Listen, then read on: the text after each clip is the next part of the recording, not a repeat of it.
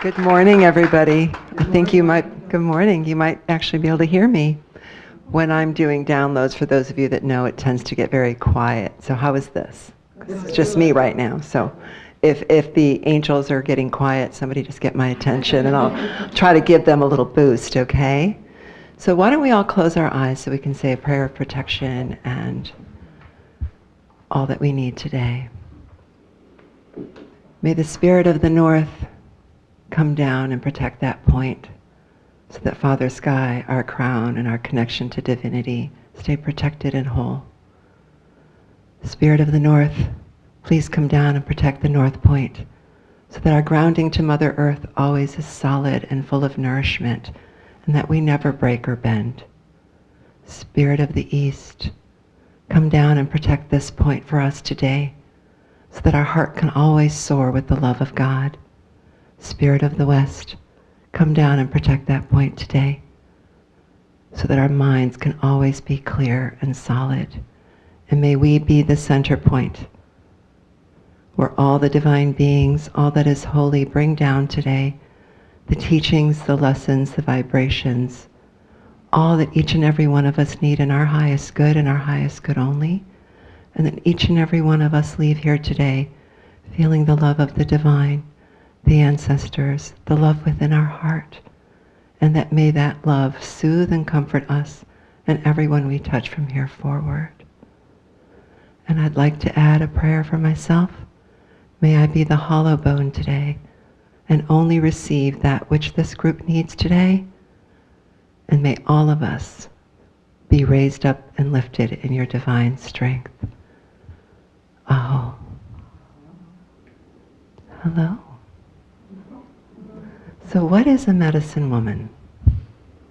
Well, a medicine person is someone who's been adopted, who somewhere somebody recognized a gift of healing, a gift of teaching, a gift of love in their heart, and brought that forward.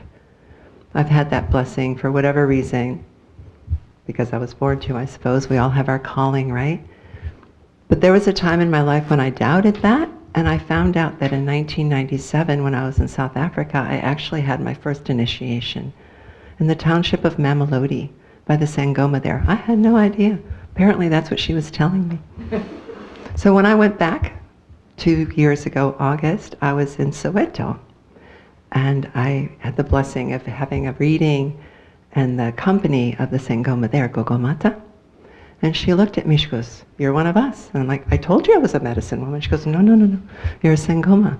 So I was blessed twice by the Native American people and by the Sangomas of South Africa to be somebody who gets to bring and be the hollow bone in the vessel, to bring the ancestors, to bring healing and teaching. And all that wrapped up in psychology and naturopathy to give me language in this current world to help explain all of that. So that's what we're here to do today. We're here to really talk about new beginnings, and auspiciously, it's on an auspicious day. It's the new moon. It's the new moon of September 2018, and it lands on a Sunday.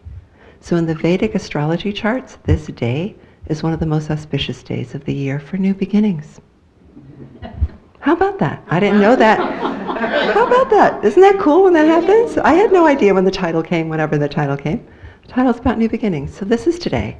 And when it lands on a Sunday, the power of the sun, although yes, we're not actually seeing him in the moment, but the power of the sun is about creation.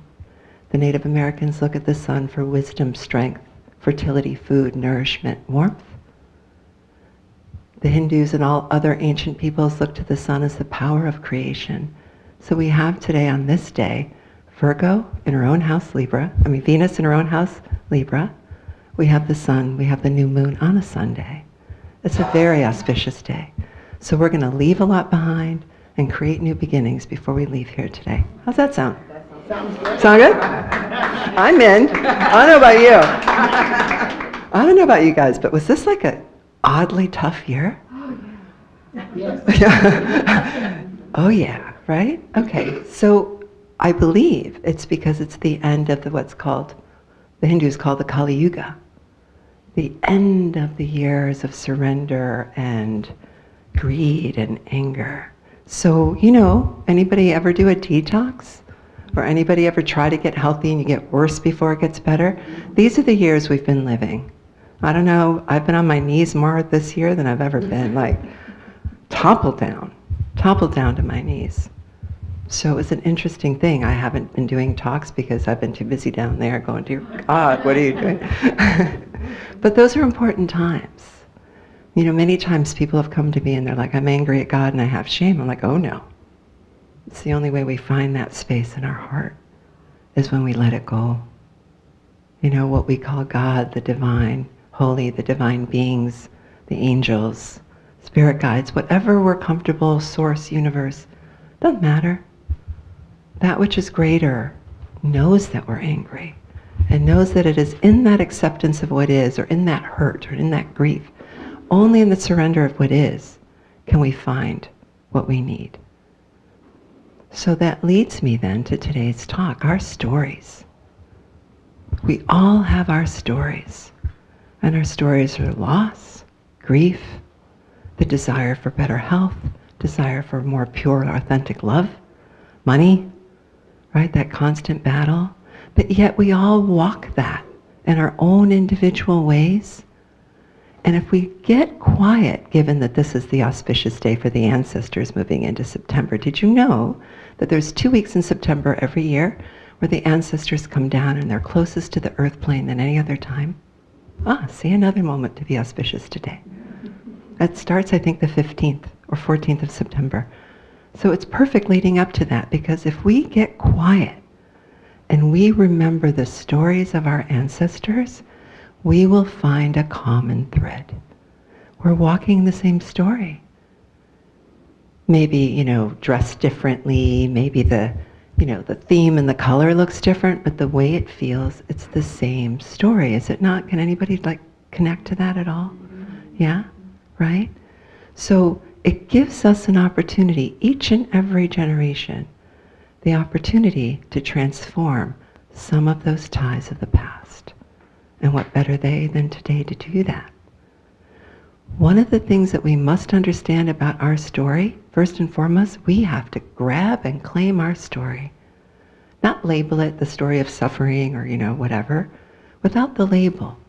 But really look at our story and find we're here. We're still standing, as Elton John kind of says. I have to watch the group I speak to sometimes. I can date myself so fast. To check in for a minute. Do they know who that is? But we are still standing, and we're here, and there's smiles and joy and grace and light from everyone's face. And yet, if we take a moment and remember our stories, it's not always that way, right? It's not always that way. Sometimes we're down on our knees, covers over our head, whining, complaining. I'm a really good whiner. If anybody wants lessons, free. I will give you free whining lessons. But it's about claiming our story and understanding the dignity and the resilience in which we walk. So not only are we carrying the stories of our ancestors of the hurt and the suffering and the pain and the money karma, if you will, we also carry their resilience.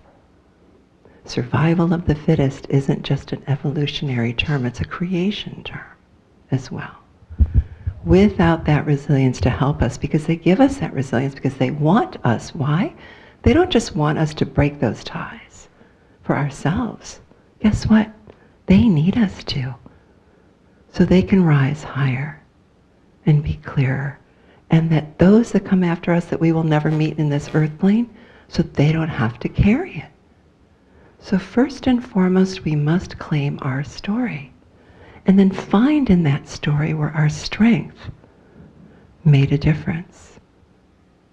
And then take a moment to find in that story where our negative mantra, don't we all have the one that says over and over again?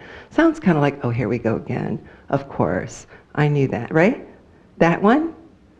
Find where that kicks in, and let's just take a moment and just listen to yourselves. And when that negative mantra kicks up, do you notice how it pulls you down and spins you into quicksand? Then eventually it just becomes a pout, by the way. It starts off with reality, like, oh, here we go again, and then it becomes, I'm pouting. This is never going to change. I'm just going to sit here in quicksand, and everyone's going to feel sorry for me because I am.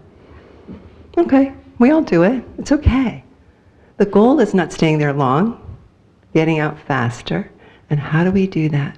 First and foremost, we must honor what we've walked. When we claim and accept what is, because we spend a lot of time saying should be, should be. Yesterday, I have a friend who's actually a healer who was not behaving like one because he was in his quicksand. Dear friend of mine, and he's been having health struggles. So yesterday he had a healing and 50% of his health struggles were healed. What did he say? I can't believe I'm not better. How many of us do this? And I was like, okay, I need to leave your space because you're really annoying me right now. Go, what about the 50% that's healed? And he didn't even hear himself. That's the point of the story. We don't hear it. So we need to learn to hear that moment when that clicks, because it is in that it starts unraveling. But it only in the acceptance. Remember fairy tales? Well, no, they're harder to remember sometimes. Remember fairy tales? Every single story, Clarissa Pinkola Estes years ago wrote Running with Wolves. Anybody know that book? Okay, so she basically proved that all around the world from the beginning of time, all stories are the same. They're just culturally corrected. And this was before Google, before, the guy was riding on the horse and delivering, telegraphs. It's because the human consciousness carries within our being, our soul, transformation. So all of the fairy tales that we grew up with are transformation stories, but not from the outside. So for example, Wizard of Oz, anybody a Wizard of Oz fan? Ah, of course. Don't let me release those flying monkeys, right? I have a little bumper sticker years ago on my car that said that. So Wizard of Oz, what is that story really? Dorothy thinks that outside of herself is something magical that's going to make her life better. So she embarks on this scary road. But she has courage, she has heart, faith, and she has brains, and she has the loyalty of Toto. And off she goes. And what happens? Bad thing after bad thing after bad thing, right? Flying monkeys, the poppies put her to sleep, the trees eat her up, whatever. The witch. But then there's Glinda, who's my favorite, and the little bubble, put a little crown, the pink dress, and a little wand. Favorite, just think about the imagery here. She's protected in light. Nothing bad can enter her. She can give all the love she wants. All of these are pieces of self. They're all Dorothy. So she gets there, right? She finally gets there, and she's going to face that evil monster, which is our shadow side. And he's a con. Our monsters are all cons, or that little man behind the curtain, scaring everybody. Same thing, every story. What about Snow White and those dwarves? Okay, honestly, we're all those dwarves. Grumpy, sneezy, whatever. I'm totally grumpy on certain days. But in her love and accepting all of those little funky little dwarves, her light was shining. So she gets put to sleep, like the evil comes in, because the darkness will come. It'll come from within, it'll come from without. And once somebody recognized her for who she was, she awakened. That's not Prince Charming, he doesn't exist. Anybody figure that one out? I got that one by the time I was 9. Prince Charming is our connection to the divine. Dorothy's No Place Like Home wasn't a structure, wasn't whatever, Oklahoma or Kansas or whatever, Kansas. Wasn't that. It was her connection to the divine, her heart. Cinderella. Oh, you can't hear? Oh my gosh. And I thought I was doing so good. Thank you. Is this better? Yeah, they do that. They mess with me all the time. So Cinderella, she didn't let those evil stepsisters get in her way. She knew who she was. She's singing and scrubbing and she's dancing with the birds, right? What does that mean? She knew in her heart. She knew in her heart. When we claim our stories and accept them, is when somebody shows up with a glass zipper, which is, again, not Prince Charming, not to delude you. It's our connection to the divine. That's transformation. That's awakening. Every single story is there for a reason, for us to remember our stories. Because what does the divine want? One thing. What does the divine want from us? What does Source want from us? Love. Wants to be in our heart all the time. We don't have to be praying on Sunday. We don't have to be doing on a certain moon this. Wants to be in our heart forever. When the divine is in our heart and we have accepted our story, there's only one thing that can happen. We transform. We start releasing those ancestral stories that get in our way and block us. Because now we see them with a whole new light. Make sense? So I go to India often because part of my dharma in life is to learn from holy people around the world, because all I see is sameness, colored in these beautiful ceremonies and rituals. So there's a story in India about a guru, which guru, by the way, means remover of ignorance. Right? We're all like, oh, anti-guru. Actually, what a guru means is someone that helps you remove your ignorance. Isn't that nice? It's much nicer that way. So, but in the old ways, I guess gurus were kind of tough on you. You had to stand in the Ganges 12 hours on one foot or something, like to prove your faith to God. But, that was back then. So we're going to tell a story from back then. There were 4 students with their guru. They want to be enlightened. They just want enlightenment. They've, renounced everything, total renunciation. They're studying and they're learning and they're reading this book and they're meeting with their guru. But there was one, his name was Throdika. He didn't really get what he was reading, but he was out there washing his guru's clothes and singing to God, singing to God, singing to God.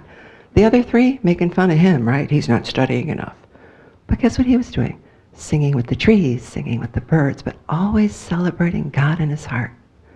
Years go by. And the only way, according to the Hindu tradition, that someone becomes enlightened is if someone who carries God's energy, a medicine person, a holy being, transfers that on to you. They're all waiting, and one day the guru comes and says, the 3 of you leave, you will never be enlightened. You, Throdika, you are now enlightened. Why? Because he was singing God in his heart, praising all day. Didn't matter that he was standing in the Ganges like this. He was singing, he was doing it for God. You see? You see how all this ties together? So I want us to take just a moment, close our eyes, and find a storyline in our life that we can recognize, accept, and know from this moment forward, you will never approach that story when it shows up the same. Does that make, you want to do this? All right, everybody close their eyes, please. Now, put your attention in your nostrils, kind of towards, the very tip of your nostrils between your eyes. Now the divine beings are here and they're going to be doing this work through me. So you will hear my voice, but it is not my vibration. There you go. And once you start feeling a heaviness, a pulse, a tingling, anything in there, just kind of give me a sign. Keep your attention between your eyes, right at the tip of your nose. There we go, I'm seeing smiles. All right, now shoot that energy into the middle of your brain. Right there in your pineal gland, that space that brings us all creation, that understands all things. Now find a storyline. No. It's hard, right? Doesn't mean this isn't going to happen. It means that you understand it from claiming that your ancestors have had to walk this. And what you're going to do is you're going to look at that storyline and you're going to say, I see you for what you are. I will not respond from shame, blame, anger from here forward. When you come my way, the divine energy is within me. And you are not so big. You're like that guy behind the curtain. Now we are not minimizing loss, heartbreak, painful times. We're saying that humanity doesn't get to escape those times. And we have the option to sometimes be singing in our heart, even though we've lived those times. Now you will feel maybe a little tingling in the top of your head or somewhere in your body, something different. And there are many divine beings. Give them a few seconds. Let them move through you, around you, and touch your heart.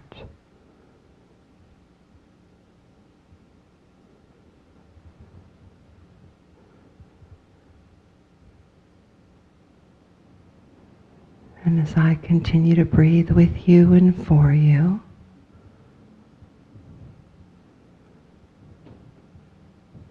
we are looking at what can be different. Now, what will happen is we're going to take some of the grief from your heart today. We're going to take some of that grief. Because there's so much grief in this room, but there's also so much joy, you see. So find the grief in your heart. Go in, put it in the palm of your right hand. Know the memory will stay, but the sadness and the sorrow doesn't have to weigh you down this much. Even if it's 5% or 10%, however much your soul is ready to release of that today, that you don't have to burden with. Put it in your right hand. And then put your right hand open on your thigh and say whatever prayer in your heart while I come through, or whoever's working through me comes through, and starts lifting that out of the palm of your hand. Turn it over. The story is part of you, the grief is part of you, but the heaviness does not need to stay. Turn it over, send it up. Watch it move up out of the palm of your hand. Beautiful light. Beautiful light going straight up. Notice how all of a sudden everyone's breathing a little better. Notice your breathing change. Take a deep breath. Feel your heart lighten just a little bit. If there is more that you feel you can release, put your hand back on your heart, take more.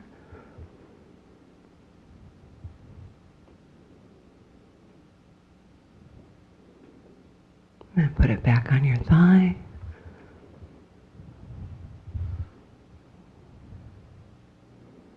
You will be feeling something moving up your tailbone.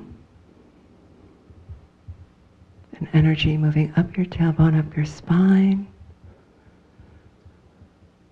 They are working beautifully with you today, up your spine, all the way up into the middle of your brain, up your neck, out the top of your head, and notice how your breathing is better. Your body doesn't feel as tight.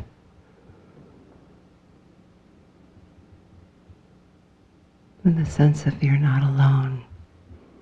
According to the ancient kahunas in Hawaii, we hear 15 million voices of souls on this earth plane every second. Everything that we suffer, everyone suffers in their own storyline. When we free ourselves of some of this pain, it actually makes a difference for the world, because it moves, because they're hearing our voices. This is ancient Hawaii, and it's really quite beautiful. So say a prayer also for everyone around the world that walks with grief, walks with heaviness, walks with loss. And may they feel this freeing as you are this moment.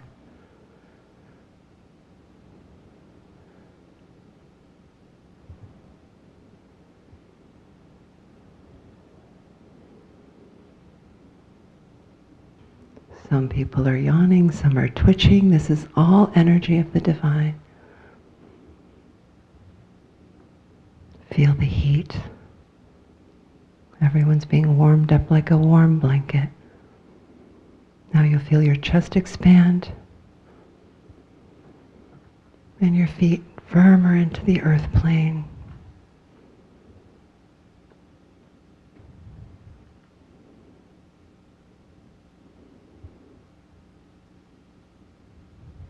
Dear God, may each person be blessed with the freeing of the grief and the heaviness so they can start a new beginning on this auspicious day. May feel the breath that comes through you to them as they each take a deep breath in, breathe in, hold, and release whatever is left that is heavy.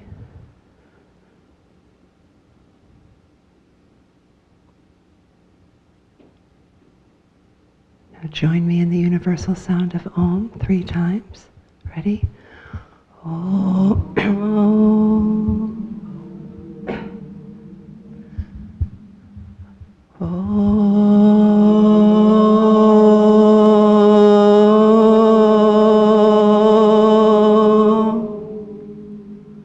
One more.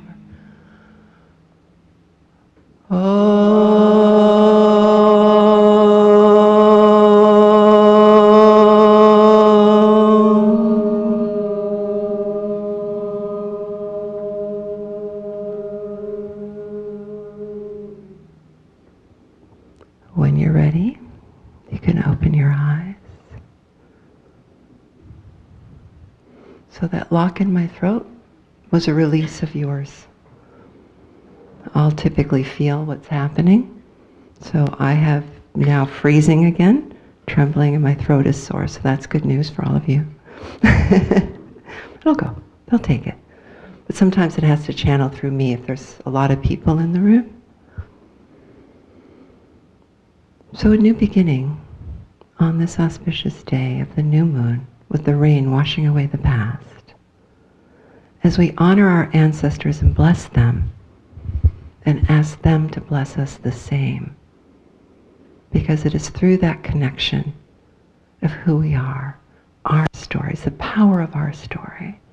It's a woman, Bell Hook, a writer from down south, who always says, never ever underestimate the power of your story.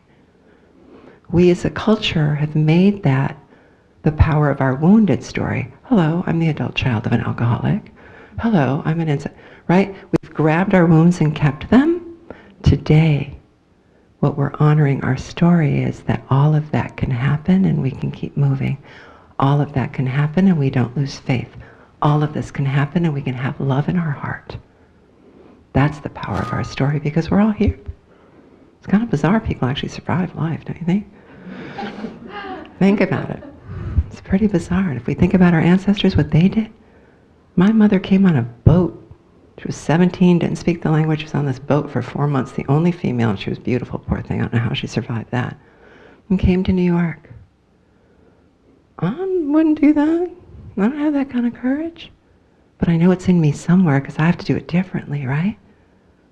Absolutely. I work a lot with Holocaust survivor families, 2nd and 3rd generation, and it's important for them to remember, had those people not made it through the Holocaust and the camps, they wouldn't be here. Right? And when we remember that, life turns. Life turns. So I bless you all today, all of us, the releasing of old patterns, claiming our story and our strength, the beauty and love in our heart. Dance like Cinderella with the birds. You know, hang out with the lion, the tin man, and the scarecrow. They're all inside of you, right? And have a beautiful, beautiful day of new beginning.